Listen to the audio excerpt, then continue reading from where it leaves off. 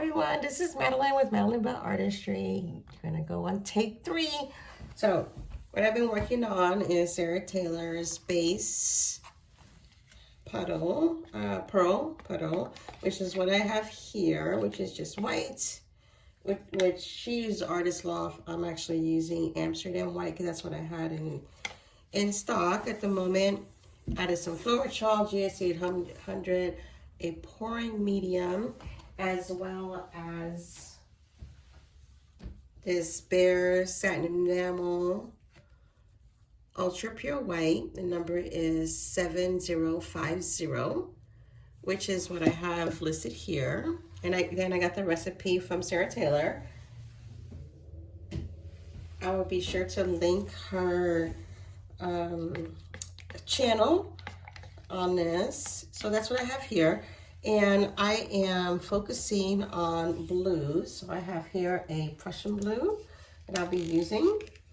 And this is a very, very thin consistency. As you can see, very, very thin consistency. And this here is a sky blue. And I actually added some additional water to this and a tad bit of that Prussian blue to it. This one here is a cadmium red, and I added the Prussian blue to it as well. You can see the consistency of that. Everything is very fluid. This is a mix of, like a pink mix of a former scraping.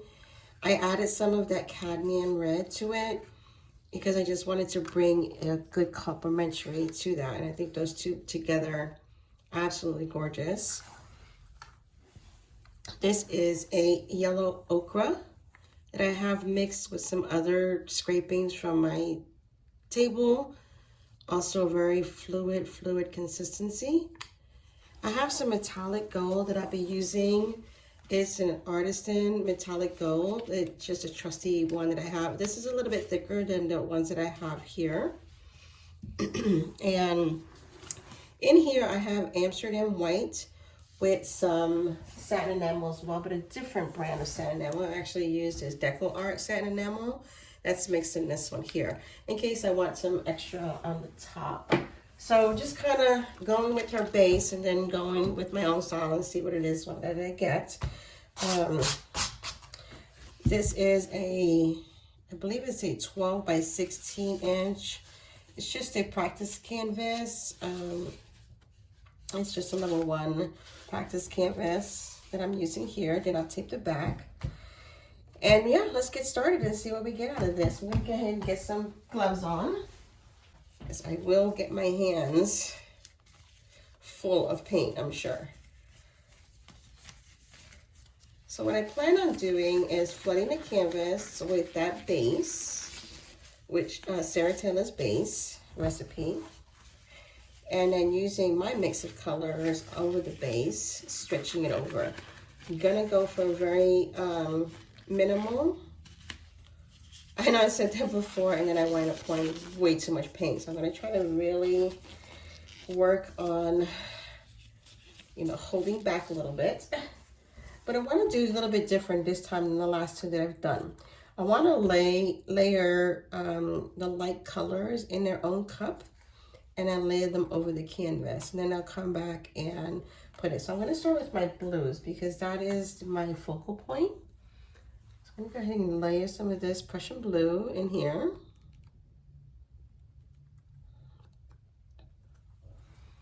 And then some of the sky blue over it.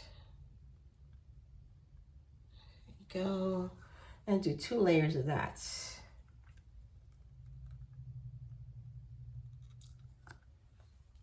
Oh, look at that already. Woo. That's okay. I'll work around that. Just want that to be my cup there. So using just a different bit of ladle. Now I noticed that one thing that she does do is paint over the canvas, because since the paints that she lays down is so thin, She wants to make sure that you get coverage on the canvas. I am not going to do that this time. I do understand that it does add to a tackiness to have the paint flow on something. And I say that, but I actually do have some white here. So I may go ahead and do that. Let's see here. Let's get an old brush. It's a very small canvas. I don't need a very big brush. Let's go ahead and just do that. I'm going to wet this brush a little bit. So just some water. Wet my brush some. I've got some trusty white here that I've mixed before.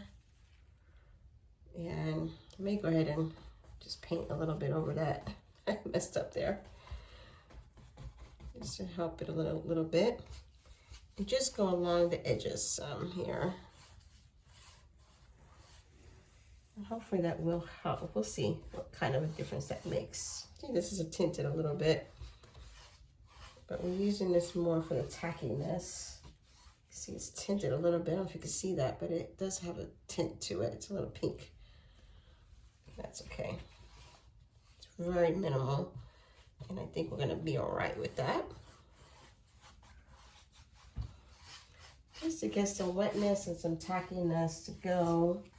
And we'll see what kind of difference that would make. Spread that around. Just so it's even. So the corners. Okay. All right. Let's see. Put this aside. Okay. So now our base is done. This is our mixing cup here. I have some extras over here that I'll be working with. Get that base layer over here. I just mixed in a little additional water this here. I'll show you the thin consistency of that, if you can see that. Very, very, very, very thin. It runs right back into the cup. There is a lot of bubbles in this because I did just mix some extra water into it. But that's okay. We'll go ahead and work with this.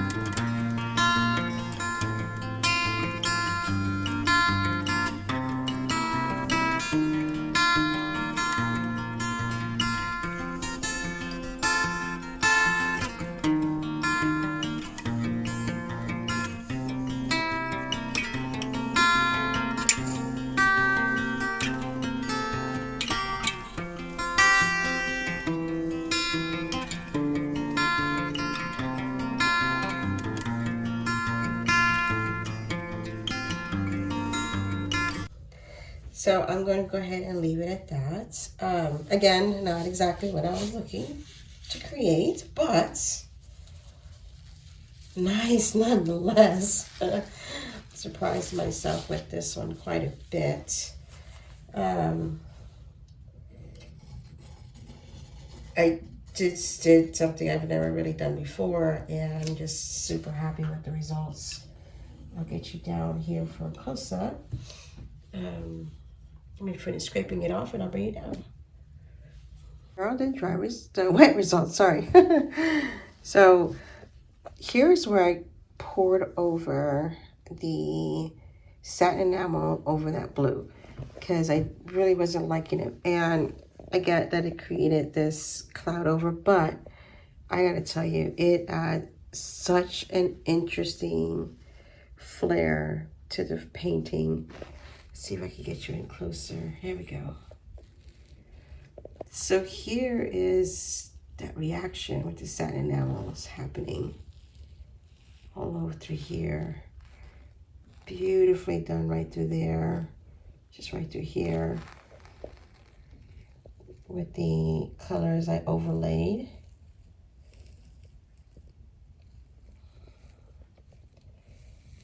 This is just, I can't even say how gorgeous this looks. The camera's hardly even doing it justice. I added in some here because I just had that pink and I didn't like just that one color. So I went ahead and added in some more of that blue in there to give it some more depth. Here's some swipes that I did with the palette knife. I really love that, how that looks there.